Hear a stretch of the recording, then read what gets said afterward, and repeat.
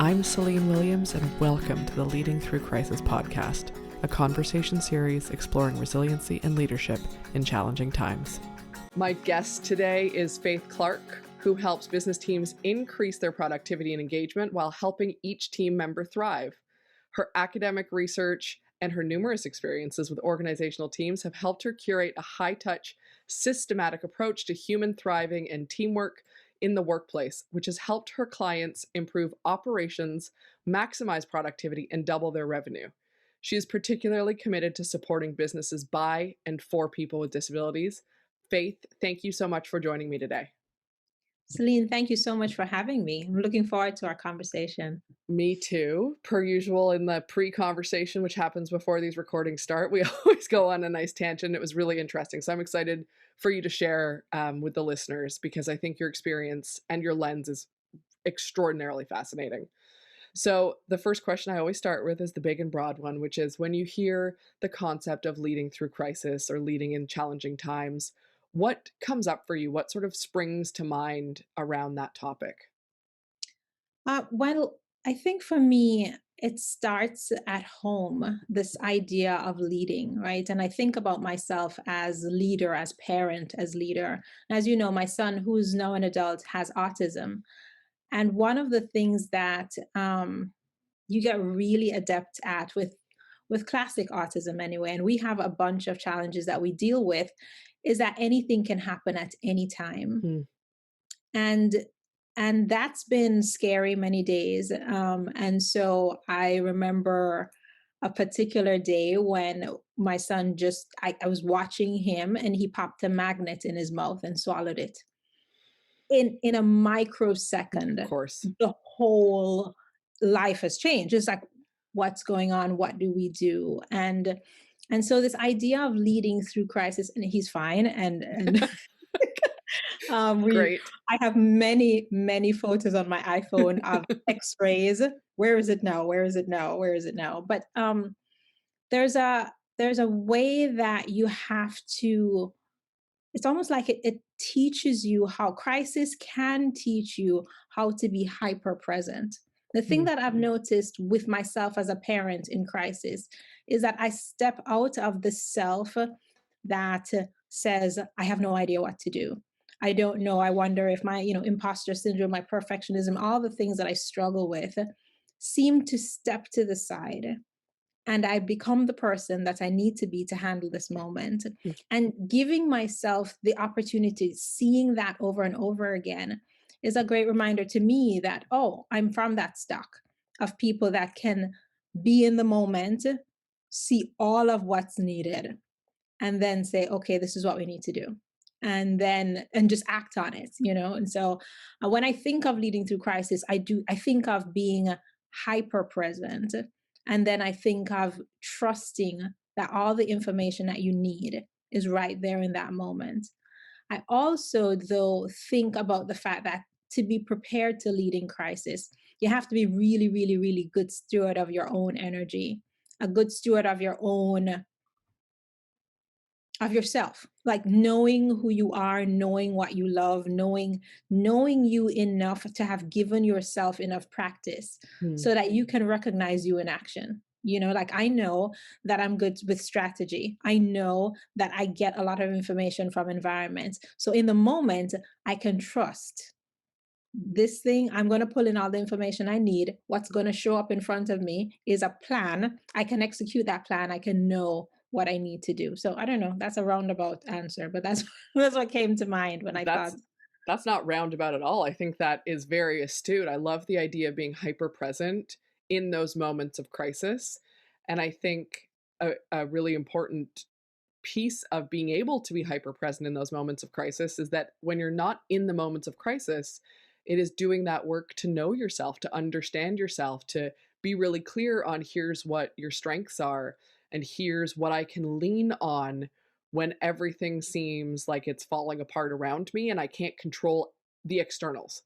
Yeah. One of the things that I think about too, I probably don't think about it in the crisis, but I know now, so maybe it applies, is that the signals I get from my body that I've gone too far are always signals that are way before the danger point. you've seen those experiments or whatever where they say, hold your breath until you feel like you have to breathe. And then that moment when you feel like you have to breathe is like a minute away, 2 minutes away from when your body is really starting to have a panic. So um, I had this moment when I was pregnant with, who was I pregnant? I was pregnant. I have 3 kids. I was pregnant with my littlest. And so I'm holding my daughter in my hand. She's maybe 1.5. And my son with autism is 4. I'm holding him with the other hand. He runs off and runs up a little incline.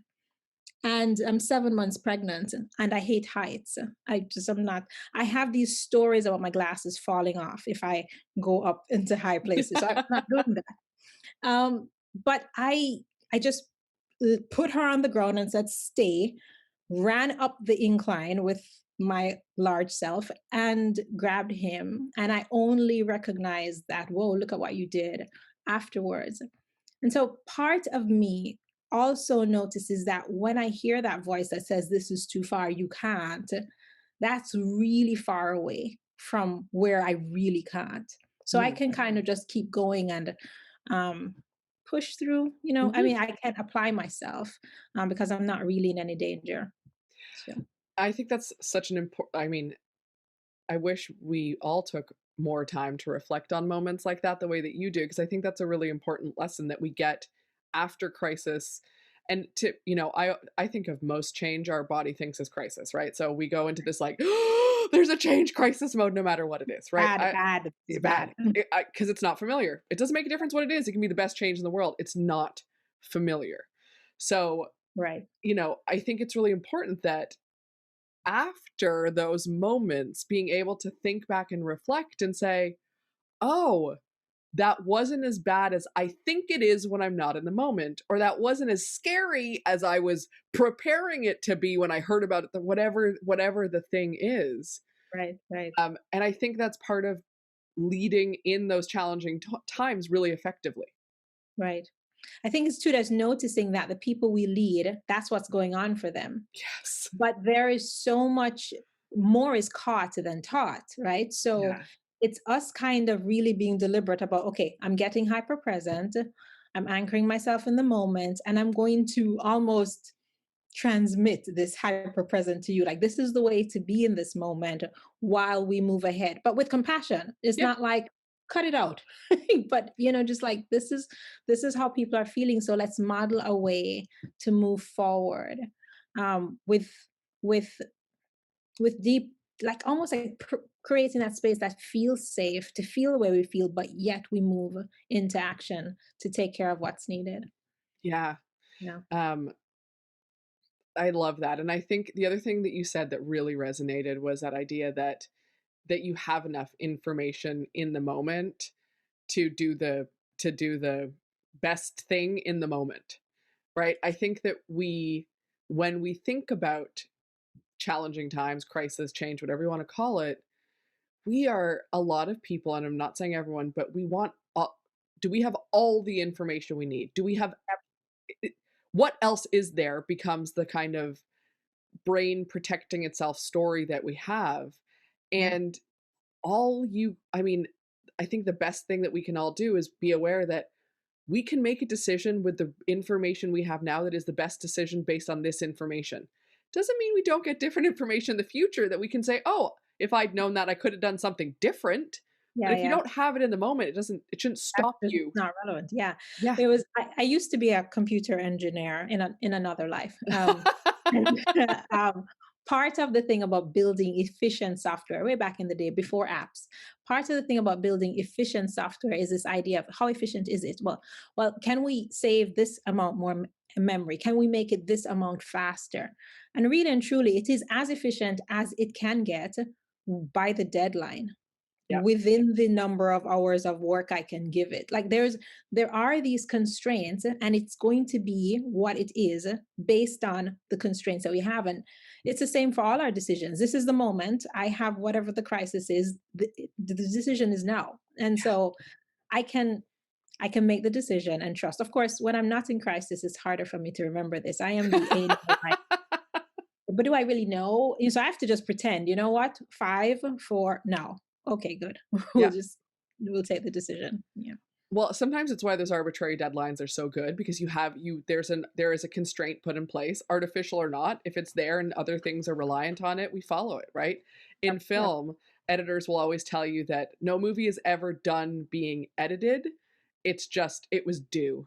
But Yeah. they could all still, if you were to give them another 6 months, they'd all tinker around and edit more and cut things together and tweak things the way that they wanted them. And then nothing would ever be done. My younger two are artists, and we do they illustrate children's books and stuff like that. And so I'm the mom manager, the kind of they're the talent. And I'm like 65% done now, guys. 65% done. We're not like no more of this like reflection. Like we're done. We're handing this in. I love that. Also, I love from 80%. I love all the different things that you've done, that you computer engineer, you're getting your PhD, you work with business teams, you also manage your children's art career. It's I think I love the human story. Yeah. I think that there's so much wisdom in all of our stories that I love to land myself in a moment and just say, what's going on here? And what do we learn? And I'm in a moment and then I remember, oh wow, this is what this client needs. That's interesting, or better still for me anyway. This is what I need in that other moment that I was like waffling about. And so I tend to immerse myself in different situations. And part of why I consult is that I get so many stories. Yeah. It's story hog heaven. It's just, you get all of the different life situations to extract wisdom from. Yeah. And I think that it's really important. So I say truly, I love that you have all these things that you do and you talk about them all and you bring them all together because we are all humans and we are all multifaceted and multidimensional. And I think too often we focus on the work persona or right, this thing, and we separate it out. And that's not who we are. It's not, So artificial. It's not real. Yeah. That's right. So, we talk about, I don't know, we talk about the moment that we're in right now, and this is the thing, and not acknowledge all the various things that got us to where we are now. And so I appreciate this very much in how you talk about your life and what you do, even in just this part of the conversation we're having, because it's very clear that you are multifaceted and these things are brought together to make you who you are, to have brought you to what you're studying and what you're working on today, right? All of these things matter together. It's not one or the other. Yeah. And I think that too, like right now in the world, there's a whole lot of conversations around inclusion. And a lot of the work that I do with teams is kind of founded on some of the principles of inclusion. And for me, inclusion really is this honoring of difference and this process of integration. And I think we are good at integration, but the false structures in academia perhaps and in business world that kind of says this thing fits in this box, this thing fits in that box, this is marketing, this is like this way that we've broken things out has created in our brains, I think, a difficulty with how to connect.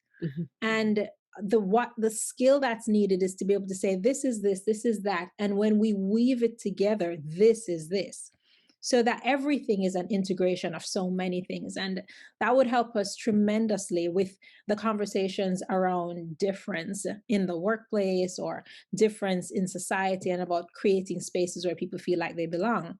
We wouldn't be so, this thing is for here and this thing is for here. A friend of mine asked me this question as a team leader, since she's saying you do work with teams. As a team leader, sometimes I feel like I'm focusing too much on the personal stuff with the person and not enough on the task.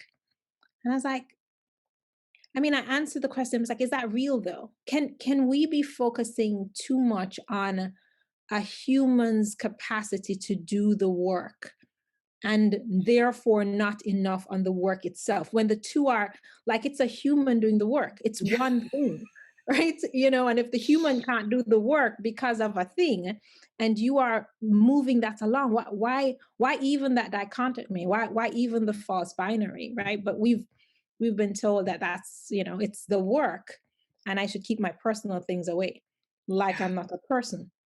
Yeah. Doing the work. Yeah.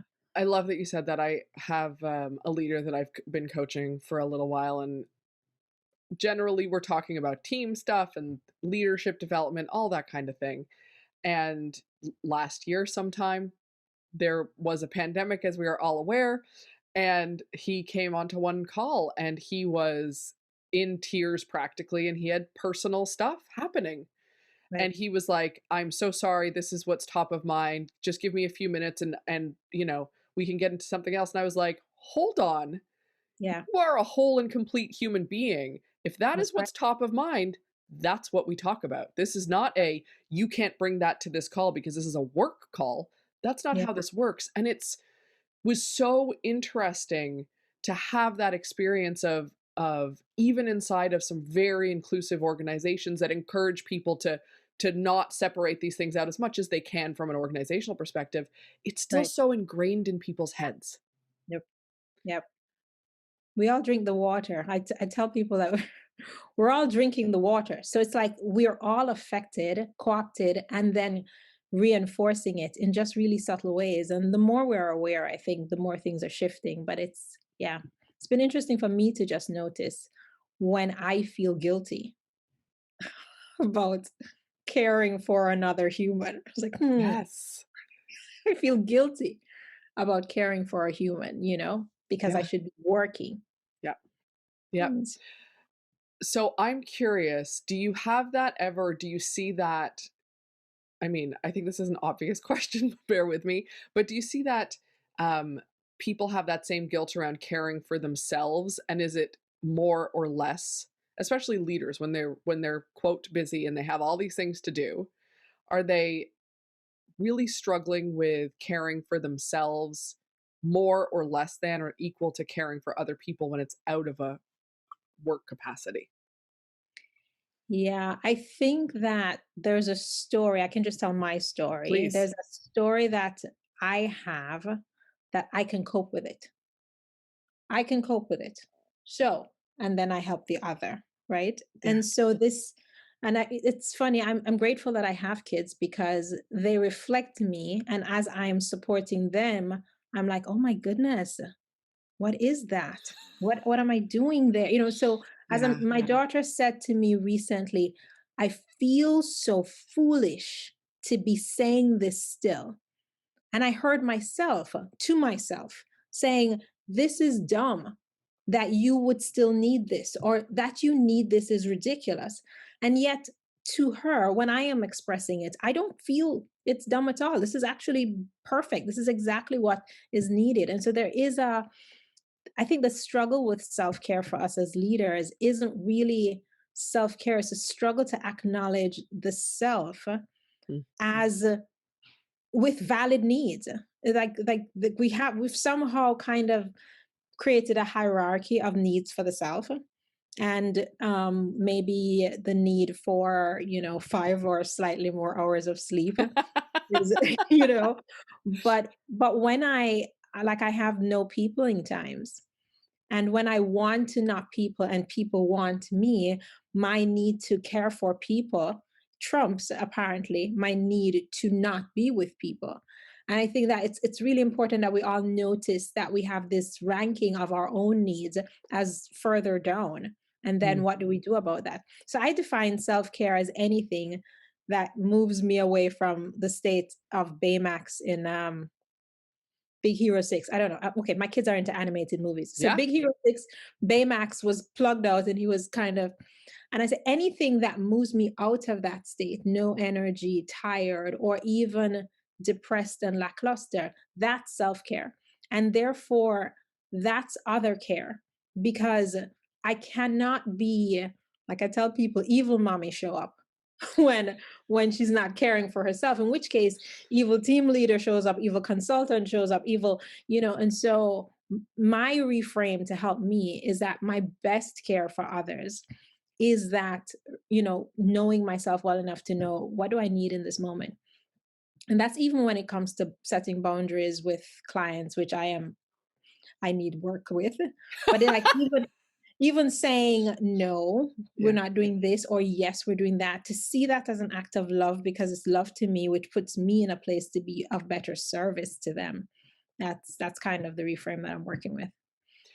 I think that's a really powerful reframe for anyone who has tendencies towards people pleasing or putting other people. I saw that. I like the smile there, putting anyone above yourself, even if it's not people pleasing, if it's that shame or guilt where you have to, I Yeah. think women do this a lot more than men, to be fair, but it's not exclusive, where it's like you have to be the nice girl. You have to do for others before you do for yourself. It's not even necessarily people pleasing. It's like, this is part of being a nice girl. This is part Yeah. of being a good woman. And Yep. I recognize that men have it as well. I'm not to discredit that, but I just think it's more common in women. And I think that that reframe of self-care when you're getting that recharge actually serves everyone more, Yep. including yourself. It is not to the exclusion of others. It actually is better for everyone. I think that's a really powerful reframe for people to work with. Yep. And I think too that as leaders, we have to back to more is caught than taught, that when we're not modeling this well, then there's this exponential effect, especially during back to crisis and back to difficult times. If people don't have habits of attending to self, then the scattering effect in the collective is massive. Yeah. And no one's modeling it for anybody else. We're all modeling this looking outward and solving the thing so we can get a break. Mm, And that's cool. Solving the thing so you can get a break is nice for short term spurts. But most of us aren't in a short term spurt in many things. Like we move from thing to thing to thing to thing. Each short term spurt is overlapping with the other short term spurt. And so having these habits of work, rest, of figuring out what your rhythm is and mm. honoring it. And then collectively, we honor each other's rhythm. That's just so much healthier. My kids sang on a chorus, a pre-professional chorus, and so it was they toured around and did lots of concerts in big venues. And when they were doing some of the big shows, they would do these ridiculous long, like a note that extended beyond. And I'm like, how are you guys doing that? It's like we're tandem breathing. And it's like there is a way for a collective to hold the space while people go into their rest work with them. And we all honor that for each other. And yet the show continues because it's fine. Everybody gets what they need, even though my kid is taking a breath. This Yeah. other kid is holding the note. And I think that's the practice we want to develop, help each other develop. I have never heard of tandem breathing before, but that is a incredible metaphor to use. I hope I mean, I think you should be using that in articles or like truly that makes so much sense as a visual and I've never heard it before. I better look to see if it's called Yeah. tandem breathing. I can do what I call it, but I know that they're all like, what are you all? Because I'd be studying them, like, what are you all doing? How are you holding that note? I was like, Yeah. no, Lucy and I are holding it, but and the two top sopranos are holding, and I'm like, this is fascinating. But yeah, I It hear the geese or whoever do it with the flying, the yeah, head yeah, watch yeah. the wind, and so same idea. I think learn from nature that we can hold the collective space and cycle in and out Yeah. of the thing that we're doing. Yeah. So this brings me back to something that you mentioned earlier as well that around managing your own energy, being aware of your energy as a leader. And this to me is like the collective energy. This is how we can manage collective energy, right? And so I'd love for to hear a little bit more about um I guess kind of your lens on how leaders can manage their energy better so that you can collectively, and that might not be the right question, but like there's something in here for me that I'm curious about around leading in a way that's creating energy, I guess, Yeah. for yourself, for your team, so that you have this space so that you are tandem breathing as opposed to sucking all the energy out of something, which Right. we all know leaders who do that. Yes. Like, Yeah. let's just call it what it is. Yes. Well, yes. Um, well, for me, part of how I began to understand my energy was around um, m- as a parent of a kid, I had lots of needs. There didn't seem to be the typical ways of replenishment available to me. So first of all, my kid didn't sleep at nights. It was just like there was just it'd be 4 o'clock in the morning. I'd just be praying for other women, like all of y'all who are dealing with this right now.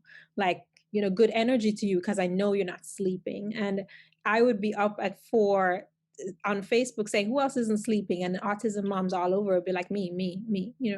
So there is this, has been in my life, this sense of, if the typical ways of getting energy don't work, are we up a creek? And as I kind of investigated this, and maybe fortunately, I was also doing the PhD, so I was doing some of the reading, so separate from myself, I realized that energy is created when needs are met. And so we eat food and it transforms into energy for the body. And so what are my needs? And when I meet them, how do I meet them in a way that intentionally creates energy for me? And that led me into an exploration of, like we were talking about earlier, who am I? And what's my jam? And so did a lot of work on personality. I created a bunch of archetypes for myself and interrogated which version of me is showing up here and which version of me is not showing up, and what does that version of me that's not showing up need, why she's not showing up. So I've done a bunch of that exploration of self and landed on this idea: if I meet my basic needs, I create energy. So then I designed my work to meet my basic needs. I'm a deeply relational person. I love connecting in a very human, deep way. So I had to cut out the aspects of my business that wasn't that. In the times when I couldn't just take a vacation, when I stopped doing my business, I was home dealing with all the things. I couldn't depend on, at home, I'll regroup. So my business had to be a place that fed me as much as I was giving into it. That meant product design, that meant interactions with partners and contractors and everything, and really figuring out how to make sure 80% of what I needed, I got right here. And so when I take that on the team level, I think within the collective, my theater friends call it the it. There is a collective sense of what a team needs, that when we meet that need through how we design workflow, through how we do the action planning, through how we actually execute the work, it energizes the team. And so having a model that says our work is like an energy battery, we can create what we need just by working, then makes you curious about, well, how do we do that? How do we investigate and interrogate the core needs here? And then what do we need to layer into our work that makes sure those things are met within the work? And that's separate from offsites, retreat, whatever other things, parties. But there is a way to design the work so that it meets the need. And I think if we're willing to throw out old models, I was going to say be flexible, but that sounds too generic. If we're willing to just say that was the way we did work then, how can we do this work now that satisfies this? Can I let go, for example, of team meetings where we're running through lists of tasks? Instead, can we run through lists of tasks on video and use the team meetings for things that, like, use the in-person time or use the synchronous time as a way that is satisfying something that the team actually needs? If the team really doesn't need to kind of sit and nod, as we say, yeah, John, did you do that? Yeah, Susie, you did that? Yeah. And so there is a way to think about all of this and say, these 10 people on this team, what do we need? And being willing to do that also means being willing, the 10 people change. We've lost 2, we've gained 3. How do we recalibrate and get a new sense of the collective it and the collective core needs, and then reorganize ourselves so that we're meeting those needs? And that just means that a modern organization needs to be fluid and more, adjustable than these boxes that we thought were the way we should go. It's so interesting because I think cross-functionalization, whatever language they want to call it, because I know it's changed 85 times, I think helps with that to some extent, right? Because it starts to break down some of those silos. Yeah. But it's so interesting what you're saying through my lens, and I will fully own my lens because I do a lot of work with culture and culture design in organizations. I'm constantly forcing this idea of it has to be flexible. You're basically creating the guardrails, saying, here's the structures and how we work. These are the expectations around how we communicate, whatever it is. But it has to be flexible because new people come, new people go, people Be have to responsive. learn. Like, Has to be responsive. It Yeah. can't be this rigid structure that is going to break automatically if something is outside of it, or it's going to not allow people to actually get into it comfortably. And yeah, sorry, go ahead. I was saying, or just forget this whole thing about diversity, equity, and inclusion. Like, if it's going to be rigid, then just own that that's reflective of whoever created that, and we like it here, and this is it. Yep. But if we are going to say, hey, there are going to be humans who are different from us, or even if we would dare to acknowledge we might be different from us in a few years, then we have to be willing to say, well, then the shape will have to change. Or, unless we're saying, well, I'll just stop working here in a few years when I change. And so many of us don't want to acknowledge that we're changing because we know the system we've created or the system we're in won't honor us changing. Yeah. So we don't even include ourselves in the structures we've created. So That is incredibly powerful, and I have never heard it put that way, and it so resonates with my experience of people in organizations, whether I've been in them or founders of companies, where it is oftentimes, unfortunately, what they've created has not included the ability for them to grow in yeah, any way. yeah, And then they feel stuck, but they can't acknowledge it because it's their thing that they've they created. created it. Yeah, It's really it's really heartbreaking because I mean, God, this is such an obvious thing to say, but if we are really thinking about diversity, equity, and inclusion, that includes ourselves. It includes any growth that's with or us. difference Yeah. at all. Yep, yep. And so much of the ways that we've designed things, we have this monolith idea even of ourselves. That's like, this is who I am, I right? And hate so that. I hate that so much. It's like such a pet peeve when people are like, my identity is this fixed thing that will never change. this thing. And it's by no that's why when I was saying earlier, like I know I sound like a crazy person when I say I have these archetypes, but it's like I had to see, oh, I'm this way in this situation, this way, and just kind of embrace. There's these 4 or 5 different ways that I show up in the world that interact together to be faith. Yep. And being able to own that and how they shift and change.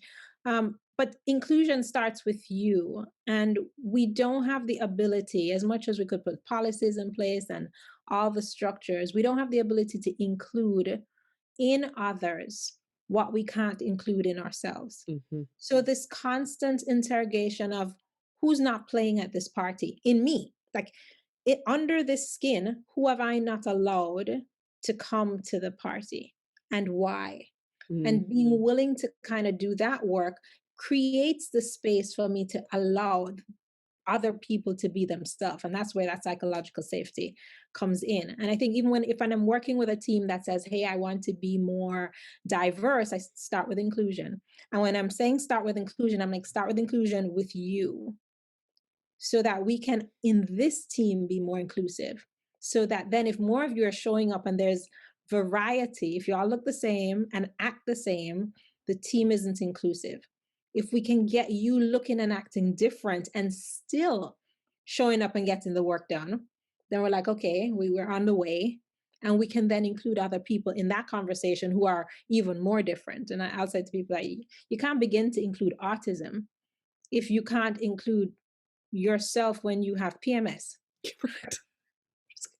Let's leave autism to the side a bit Yeah. and just like, what do we do? Yeah.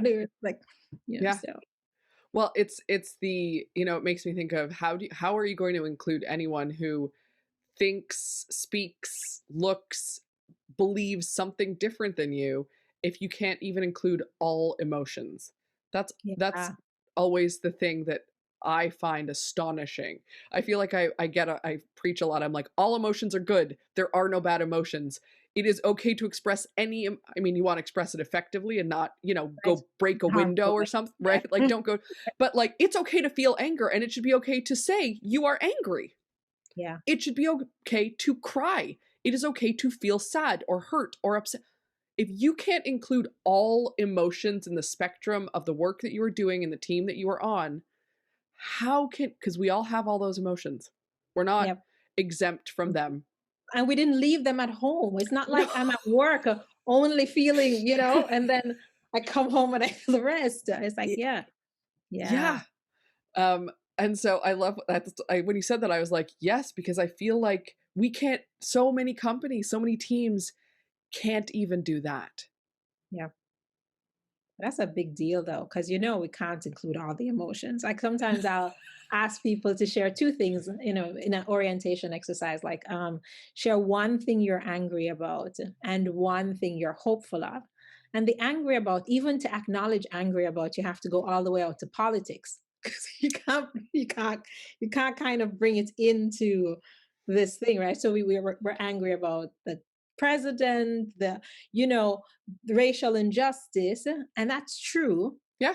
It's like you can't kind of, yesterday I felt, no, that's not. That is so I mean, you say it, and I'm not surprised per se, but it's so interesting that people go that far external to Yeah, be able to answer that question. yeah. Um, that's really interesting. I do an exercise. I didn't come up with it. It's a very common exercise, but I do an exercise with leadership teams quite often. The joke is that it's become like my favorite thing to do with certain teams because it's the elephant in the room, and it is everyone gets to submit anonymously the things that they think are obvious that no one's talking about, and That's then cool. I I get to like that capture one. them and we talk about them, right? Mhm. And the reason I do it anonymously is because I have learned if it's not anonymous to me,